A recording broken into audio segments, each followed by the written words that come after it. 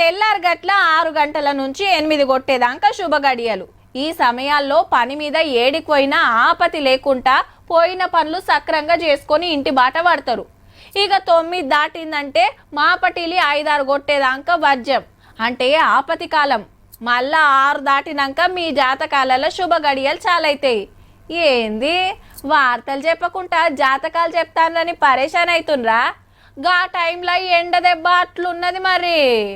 ఏ గీ ఎండలేంది ముందుంది దబిడి దిబిడి 5 ఏండ్లు ఓ లెవెల్ అరుచుకుంటాయట. మళ్ళా ఇప్పుడు 46 డిగ్రీలకే తల్లడం మల్లడం అవుతున్నాం గాని వచ్చేడికెళ్ళి ఇంకో 2 డిగ్రీలు పక్క పెరిగే కోపుందట.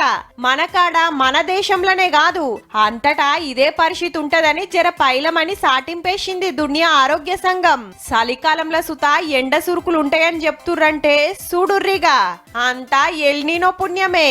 అంటే పసిఫిక్ మహాసముద్రంలా గర్మి గాలిలు పెరిగి ఎండలు ఇంత పెరుగుతాయట.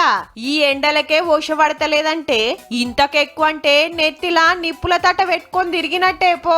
వడగాలపు ఎండలు సుడిపడతాను మొత్తం ఎండలు బండి నడపాలంటే మస్తు ఇబ్బంది అవుతుంది. మామూలు అంటే మామూలు కాదు. అసలు మార్నింగ్ 9కి బయటికి వెళ్ళినాక కూడా కళ్ళు మొత్తం మంటలు వేస్తుంటాయి, బండి మీద వస్తుంటాయి. ఇప్పుడు ఇంత కొట్టినంత ఎండలు ఇంతవరకు నేను ఎప్పుడు చూడలేదు. ఇదివరకు విపరీతంగా ఉన్నాయి ఎండలు. పైన టాపు కింద సీటు గొడగాలు బాగా వస్తాను సార్. లెక్కకైతే 4 రోజుల కిందనే ఆనతెప్పలు మోసుకొచ్చే నైరుతి ఋతుపవనాలు కేరళను తాకేదుండే. గా గర్మి గాలులు చేయబట్కే ఆల్చమైతున్నాయని వాతావరణం శాఖలు చెప్తున్న ముచ్చట. ఓ 4-5 రోజుల్లా అడికొచ్చి మళ్ళో 4-5 రోజులకు అంటే జూన్ 10 తారీఖు నాటికి తెలంగాణ మీదికి రావచ్చునట. మళ్ళా 7 ఆనలు కూడా తక్కువే ఉంటాయంటాన్రు.